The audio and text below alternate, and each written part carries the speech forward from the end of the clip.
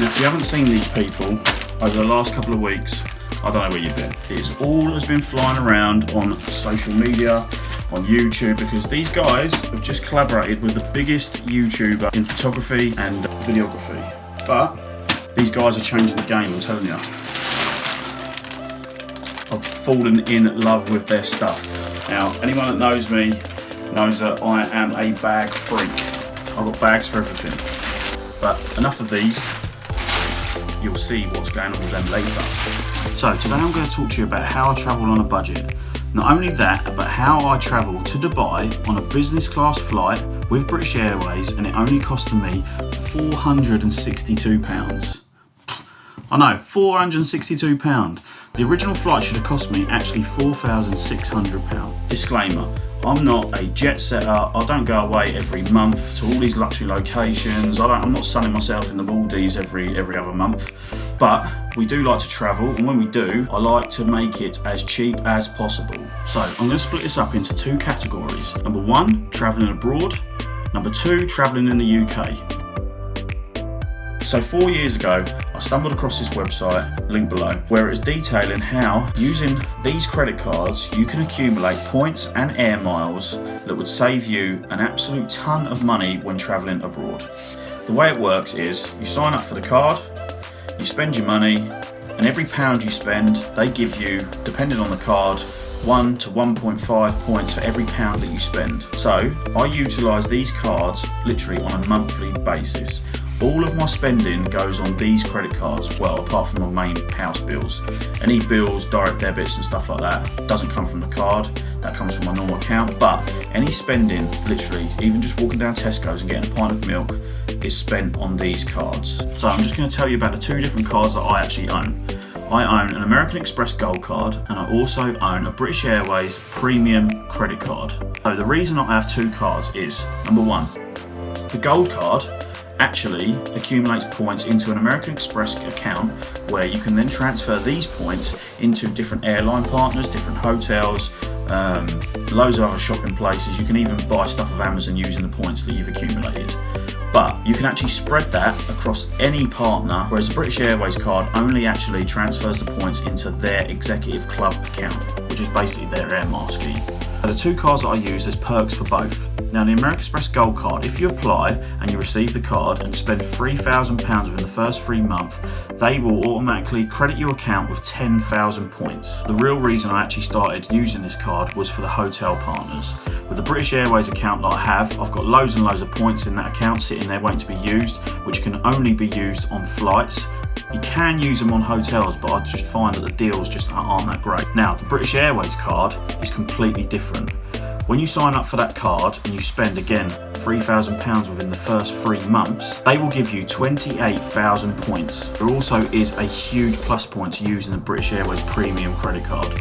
And that is, once you spend actually £10,000, they will give you what they call a companion voucher. So if there was a second person travelling with you, you would use that voucher against their ticket. Now, if that was 30,000 points for me to travel, and then it would be 30,000 points for my partner to travel, it would only cost me 30,000, pretty much buy one get one free. But you do have to pay the airport taxes. Obviously the cost of that will be subject to whatever airport you're travelling out of. Normally I travel out of Heathrow, where the taxes are pretty much the most expensive going, but it still is actually very cheap. Now, there actually is a fee for the British Airways card. £195 is what it will cost you to actually get that card. When I explain to you in a minute about how much you can actually save by using the Air Miles, you will see actually £195 to actually get the card in the first place is still going to be way cheaper than booking other flights. So on to how I actually got that flight to Dubai, business class, for £462. 2 years ago, I booked a flight to Dubai with British Airways, business class, for £462. I'd already been saving up points on my account for a year or so before, using exactly the same strategies I just went through. Sat there one night thinking, where do we go on holiday? I've always wanted to go to Dubai, Faye's always wanted to go to Dubai, so we thought, let's do it. Went online to BritishAirways.com, logged into our executive club account. We had something like 160,000 points by then, and a companion ticket. Bang, 2 business class seats come up for exactly the days that we wanted to fly on. They were perfect. I was thinking, how much is this going to cost us? So I went along, got to the end. It told us it was actually going to cost us 120,000 points. Go through to the checkout, find your companion voucher at the end, apply that voucher, that then half the amount of air miles that we had to use, dropping that down to 60,000 points. Then we had to work out our airport taxes. So knowing Heathrow, that was going to cost an arm and a leg. Through to the next screen, showed us it was actually going to cost us £462 each to book that business class flight. Boom, hit the button, booked it, paid with a British Airways card. That then give me 3 points for that amount that I've just spent, which then goes back into the account to build them points back up, and everyone is a winner. I'm on the way to Dubai in business class for £462. So now on to travelling in the UK. I use a pretty much similar sort of scheme, not using credit cards, but actually just using the Sun newspaper.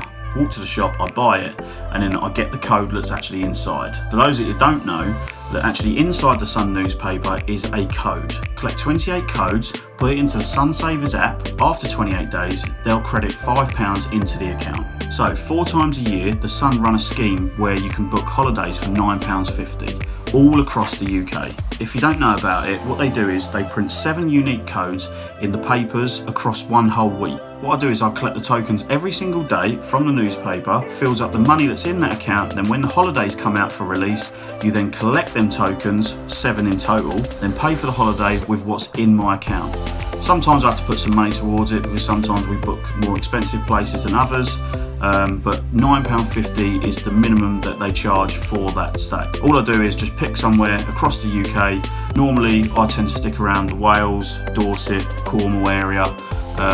Some lovely sites, but I also make sure that they're close to locations that I want to go shoot. Like the recent one in the Brecon Beacons, we was close to the waterfalls, also close to different bays and places like we wanted to go see. So people, that's how I travel across the UK and abroad on a bare minimum budget. And actually, if you apply this stuff, I'm sure you'll actually save a ton of money when you're traveling. If you like this video, give it a thumbs up, smash that like button, leave a comment below. I'd love to hear anyone else that are doing a similar sort of thing, any little tricks you can tell me, and turn on post notifications to be notified when I post up a new video. That's me done. Peace.